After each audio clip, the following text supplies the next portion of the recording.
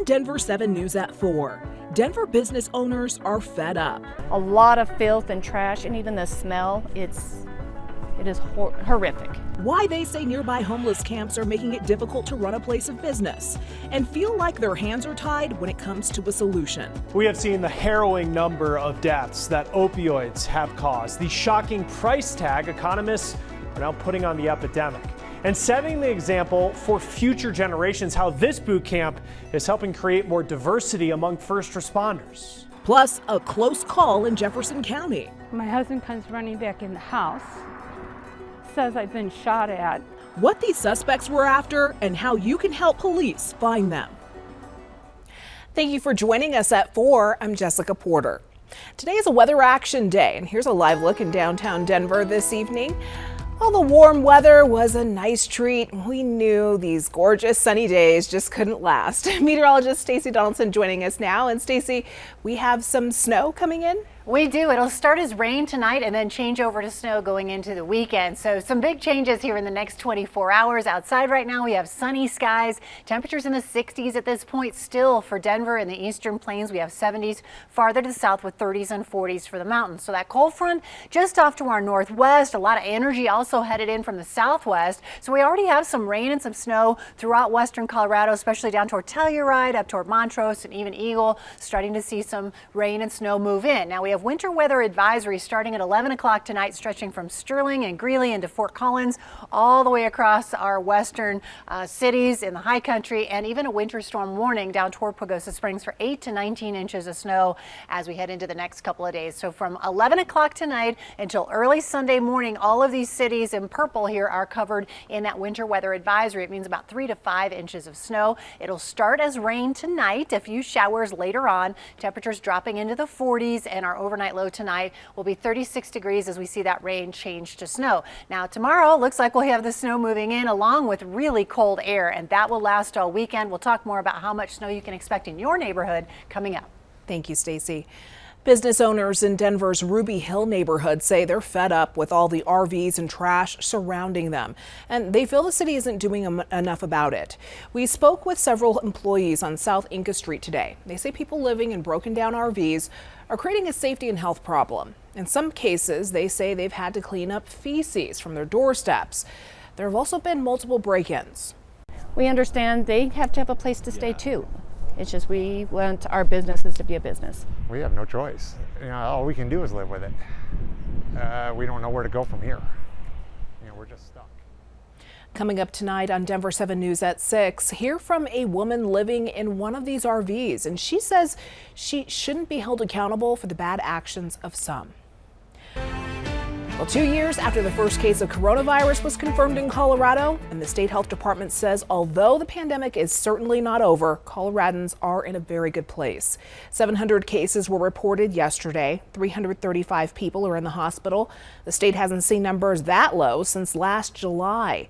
Health officials say, unlike last summer, the state can handle another variant or wave. I think the thing that makes it different this time is that Omicron is it's less severe. It's a disease that's less severe.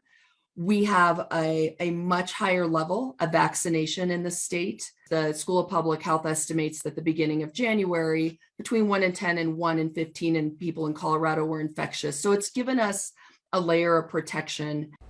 Experts expect immunity could decrease by the winter, and their hope is to get more people vaccinated or boosted before the fall. The death toll keeps rising in Ukraine as Russian troops are advancing on key targets and more civilians are caught in the crossfire. Both NATO and the UN Security Council holding emergency meetings Friday to condemn Russia's shelling of Europe's largest nuclear power plant in Ukraine. The plant's nuclear reactors weren't hit. Rescue workers spent hours overnight putting out a massive fire at an administration building on the grounds. Ukraine's President Zelensky repeating his urgent call for the U.S. and NATO to impose an immediate no-fly zone over his country. But NATO Secretary General echoing the White House, rejecting that position. If we did that, we'll end up with something that could end in a full-fledged war in Europe. A senior defense official says the bulk of the weapons from the recently approved $350 million aid package to Ukraine should arrive within the next week. The death penalty is reinstated for the Boston Marathon bomber. The U.S. Supreme Court issuing that decision today. A federal appeals court previously had the sentence reduced based on how they said the trial was conducted. The Supreme Court's conservative justices, which voted in favor of capital punishment, said in part he received a fair trial before an impartial jury. 3 people died in the initial attack in 2013. A police officer was also killed during the getaway attempt. The news feed starts with the fallout of economic sanctions in Russia. Now, not only are major companies like BP and Shell ending work in the country, IKEA says it will close its Russian stores. The company does say it plans to pay its 15,000 Russian employees for at least 3 months. The Paralympics are underway and Russian athletes have been sent home. So have the athletes from Belarus. The Paralympics continue for 10 days in Beijing, where the Olympics took place earlier this year. People are using Airbnb to send money to people in Ukraine by booking apartments in the country. Airbnb has waived all fees for booking in Ukraine. More than 1 million people have been displaced so far. And the images that have come in from Ukraine are difficult to look at, but the physical damage is really only part of the battle. Cybersecurity experts say the virtual battle has real consequences as well. Taking out critical infrastructure gives you a real benefit on the battlefield, right? It hurts your adversary. So, but the psychological effects are important as well. If you start taking government websites and government offices offline, that has a real impact to the people on the ground, the civilians on the ground. Randy Rose with the Center for Internet Security says they're not seeing an increase in U.S.-based targets right now. Now, while this is, yes, Russia's invasion of Ukraine, the concerns of targets in other countries is much wider. Not just looking at things coming from the Russian state, for example, but looking at cyber criminal activity from groups that operate within Russia, because they're going to take advantage of the fact that we are all focused on what's going on in Russia and Ukraine. Because we're looking there, there's an opportunity for them to get into our networks here. And it's not just Russian criminals, but cyber criminals across the board and potentially other countries as well. As groups like the Center for Internet Security fight these risks, they are also fighting a shortage of workers. The Bureau of Labor Statistics predicts that the job market will grow 33% now through 2030. So the strategy for finding and recruiting those workers is changing. We're looking for history majors, marketing majors, business majors, because we have found that folks that have a skill to sort of be a warrior, if you will, right, to have the ability to sort of problem solve, think under something, think around something, think over something, keep, sort of pursuing it, we have recognized become some of the best cyber warriors out there.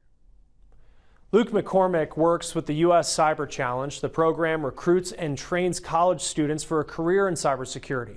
Their spring CyberQuest just opened. It's an online competition that can lead to opportunities for students to gain experience in the field. You can find a link at uscyberchallenge.org. Now, while warm and sunny places are typically the appealing spots for so many people to live, we will talk about why the country's coldest cities may become the new hotspots.